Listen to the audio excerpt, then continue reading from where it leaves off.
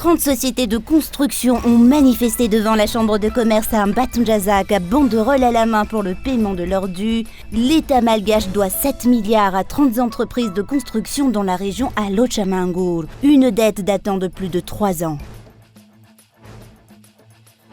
Le nom de l'actuel président de la République, inscrit dans la liste d'électeurs, est une infraction, dénonce le parti APM, un touk politique Amadeo. Dû à sa nationalité française, le chef de l'État malgache n'est plus en droit de voter, dénonce ce parti politique. À la une de l'actualité internationale, en Côte d'Ivoire, Henri Konan Bédié, le sphinx revanchard de Daoukro, est décédé. Surnommé le sphinx de Daoukro, son fief dans le centre de la Côte d'Ivoire, l'ancien chef d'État Henri Konan Bédié, l'homme de l'ivoirité, concept nationaliste voire xénophobe, n'excluait pas de redevenir président avant sa mort annoncée mardi par son parti dans un communiqué.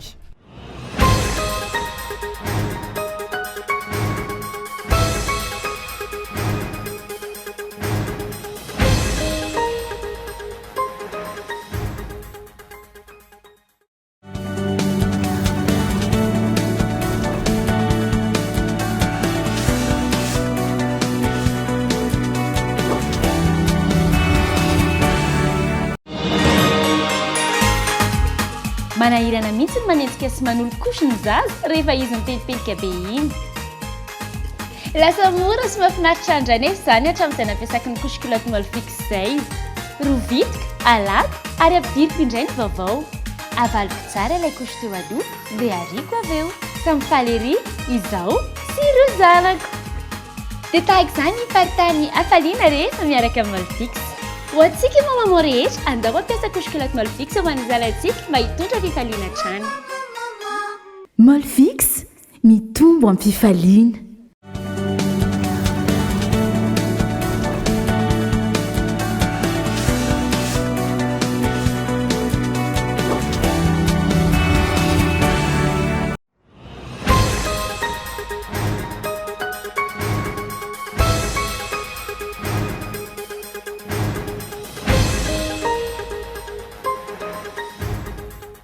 Sociétés de construction ont manifesté ce week-end devant la chambre de commerce à Mbatountjazak, banderole à la main, pour le paiement de leurs dus. L'État malgache doit 7 milliards à 30 entreprises de construction dans la région à Lochamangour.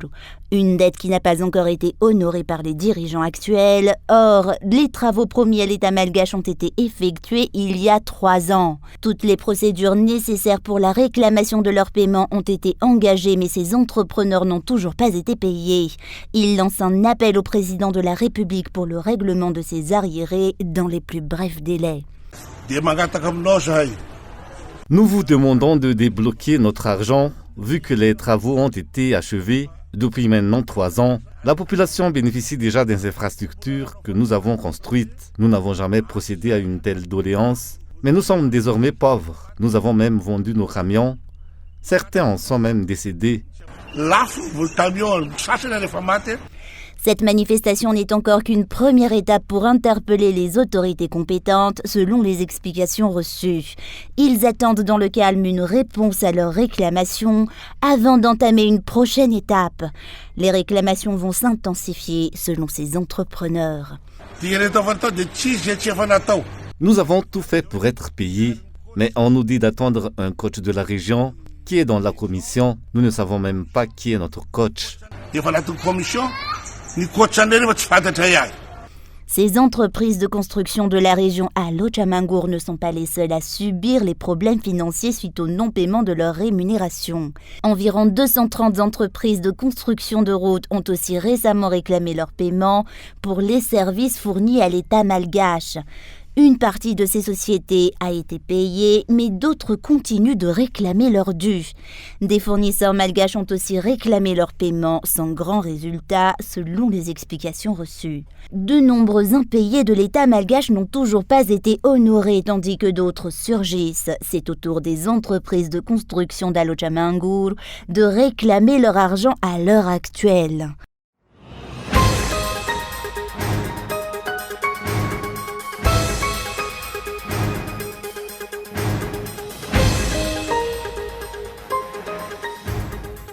À quelques mois du premier et du second tour des élections présidentielles, des campagnes de propagande sont déjà observées. Or, nous ne sommes même pas encore en période de pré-campagne. Telle a été la déclaration du parti Fiumbunan à ce jour. Le régime actuel use déjà des hauts fonctionnaires de l'État afin de préparer le terrain que présentera le régime actuel, dénonce le secrétaire national du parti Fiumbunan. La note dernièrement publiée par le ministère de l'Intérieur et de la décentralisation qui demande désormais aux préfets et aux chefs de district d'effectuer régulièrement des descentes dans les communes pour faire des rapports détaillés des réalisations du régime actuel est illégale, dénonce ce parti.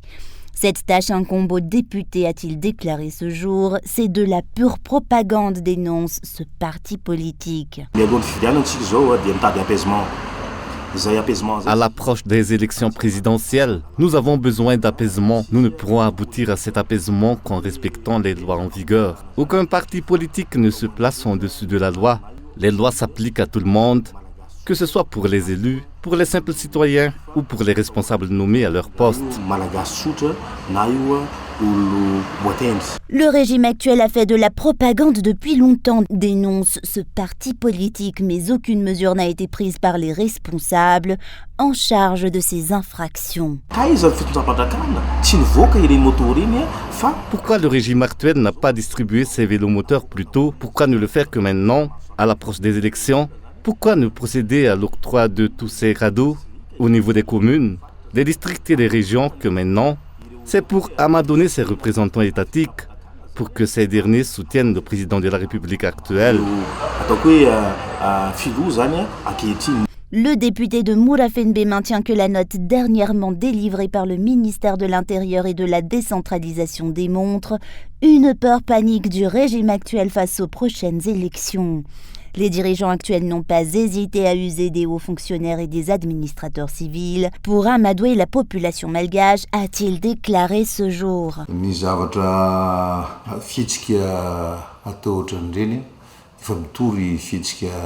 Ces agissements démontrent un manque d'assurance, un manque de confiance en soi. Ils usent désormais de tous les moyens. Ils ont interdit les manifestations politiques sur la place publique. Et voilà qu'ils procèdent désormais à cette nouvelle initiative de faire tourner hebdomadaire aux chefs de district et aux préfets, alors qu'il n'a jamais été question de telles mesures auparavant. C'est une manière de forcer indirectement les citoyens à soutenir et à élire le président Rajoelina.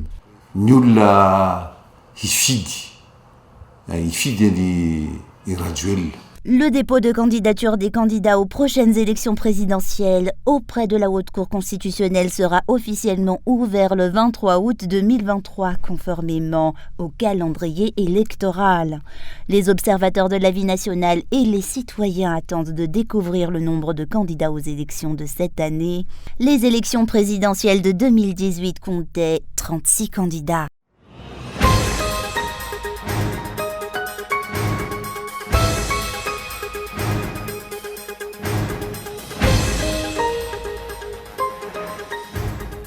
Le nom de l'actuel président de la République inscrit dans la liste d'électeurs est une infraction, dénonce le parti APM, un touk politique à Madiou.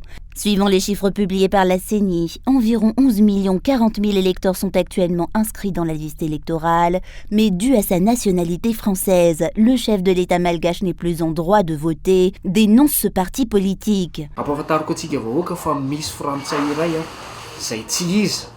Je tiens à faire savoir à la population malgache qu'un citoyen français, qui n'est personne d'autre que l'actuel président de la République, est inscrit dans la liste électorale. L'article 3 de la loi organique 2018-008, relative au régime général des élections et des référendums, ne maintient pourtant que seuls les citoyens malgaches jouissent du droit de vote.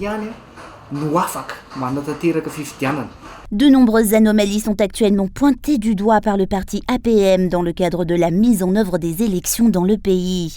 Le parti APM lance un appel aux responsables pour un suivi de près et un contrôle plus poussé du processus électoral pour la tenue d'élections libres, transparentes et reconnues par tous, afin de prévenir une nouvelle crise qui pourrait plonger le pays et son peuple dans une pauvreté encore plus extrême que celle que les Malgaches doivent déjà endurer à l'heure actuelle.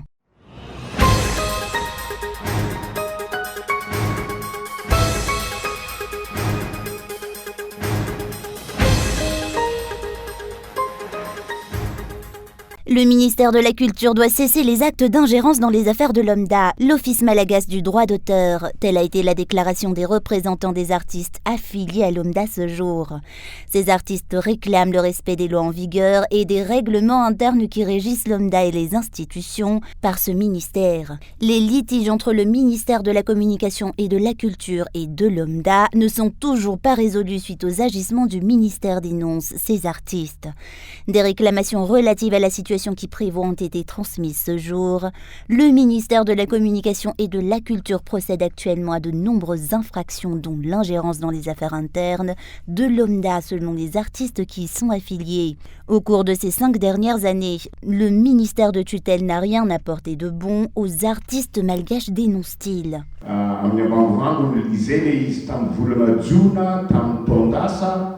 Pour résumer, en juin 2022, Madame la ministre et le Manouv ont procédé à la signature de cet accord de coopération. C'est déjà une infraction. Cette ministre ne cesse pourtant pas de se référer à la loi chaque fois qu'elle prend la parole. Elle est la première à avoir enfreint la loi. Or, le ministère existe pour contrôler si les procédures entamées respectent les lois. Telle est sa vraie fonction. Elle n'est pas censée d'ingérer dans les affaires de gestion de l'OMDA.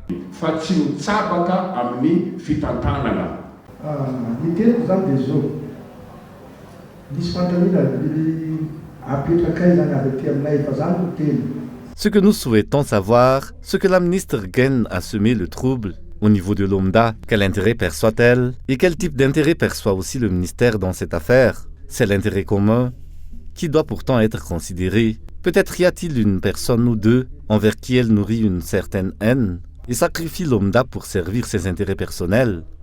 Vous, les membres de ce ministère, étiez là depuis maintenant 5 ans. Nous n'y avions rien gagné du tout. Nous n'avions bénéficié que d'un plat de riz dans un espace privé. Pour ma part, ce n'est arrivé qu'une fois.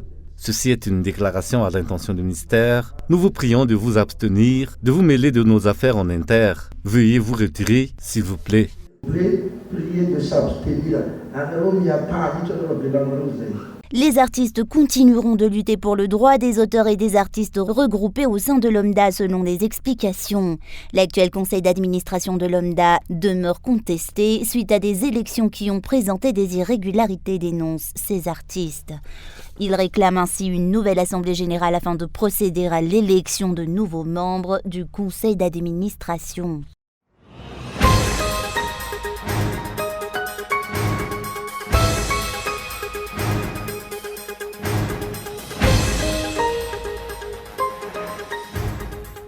Dans le cadre de la recherche des 6 détenus qui se sont évadés de la prison de Mananzar, de nombreuses mesures ont été adoptées au niveau de l'administration pénitentiaire et des responsables de la sécurité publique, selon le directeur général de l'administration pénitentiaire.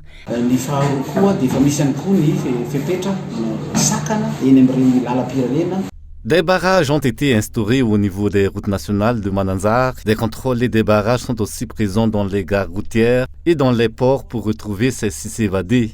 Davantage d'efforts sont fournis. Nous avons rajouté du personnel au niveau de la prison de Mananzar. Les photos de ces fugitifs ont aussi été transmises et publiées, notamment auprès des forces de l'ordre, dans la gendarmerie, la police nationale et dans les prisons environnantes. Hormis la collaboration avec l'OMC, l'organe mixte de conception locale, les fouilles et les contrôles seront désormais stricts, notamment dans les endroits susceptibles d'être la prochaine destination de ces évadés.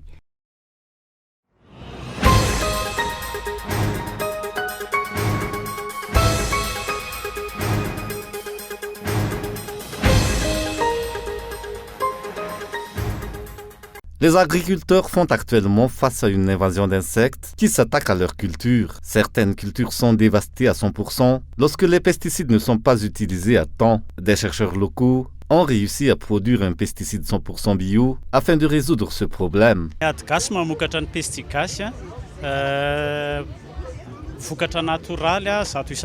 Le Pestigas est un produit 100% naturel. C'est un pesticide bio nécessaire à l'agriculture.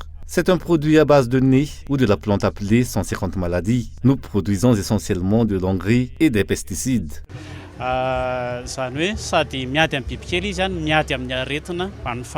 Ce produit est encore méconnu des agriculteurs à l'heure actuelle. Encore très peu de Malgaches connaissent aussi les nouveaux produits de recherche utiles à la promotion et à l'amélioration de l'agriculture à Madagascar.